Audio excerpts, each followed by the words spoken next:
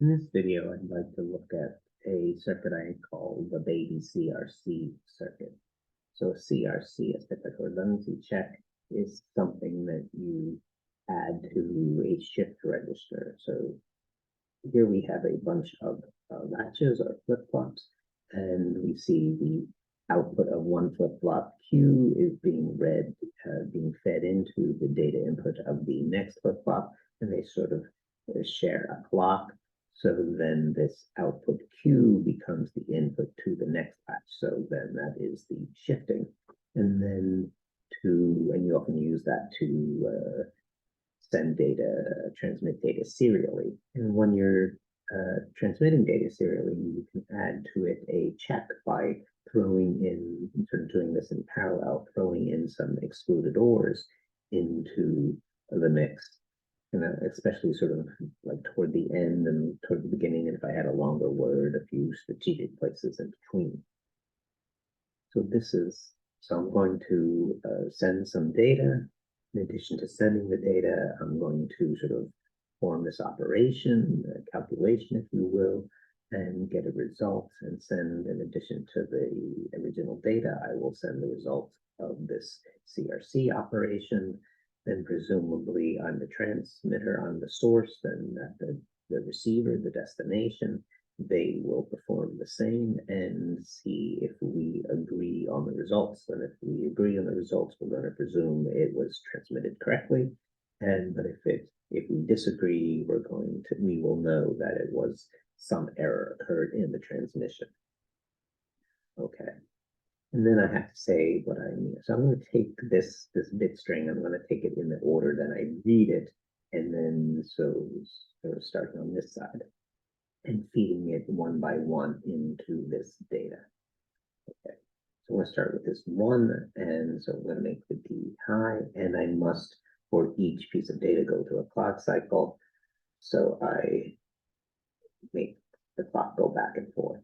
So that was the first one. The second one, keep the data high, go to a second clock cycle. Now make the data low. D is now low, and go through 1, 2, 3, 4, 5 clock cycles. So 1, 2, 3, 4, 5 clock cycles. That was the end of 5 clock cycles. Now the data goes high, and I go through a clock cycle, and the data low, and I go through a clock cycle, and the data goes high, and I go through a clock cycle, and the data is low, and I go through a clock cycle. And then I get this result 1, 0, 1, 0. So that's what I'm reading here, and that's what I sort of reported here. Now the idea here is to take this bit string and change something to force an error and see if it gets detected. So I have to decide which error I want to make. Let's say I make this one, that third thing that was a 0 and make it a 1. So there was some bit flip along the way. The question is, will my CRC catch it? Okay. So I'm just picking something that's easy for me to put into the system, but presumably almost any error. Okay, so let me turn it off and then back on. Okay, I'm ready to start. I make my D high, and now this time I'm going to go to 3 clock cycles. 1, 2, 3, and then I'm going to go make D low and go through 1, 2, 3, 4 clock cycles. 1, 2, 3, 4 clock cycles, and then data high, a clock cycle, data low, a clock cycle, data high, clock cycle, data low, clock cycle. And I'm getting a different answer.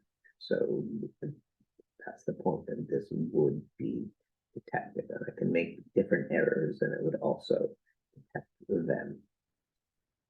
So that's what I wanted to show you. There are more steps to the game, but I just wanted to show you the basic game of take the shift register, add the excluded ORs to it, put in some data, get a result, put in different data, you should get a different result. So therefore detect the error. Thanks for your attention.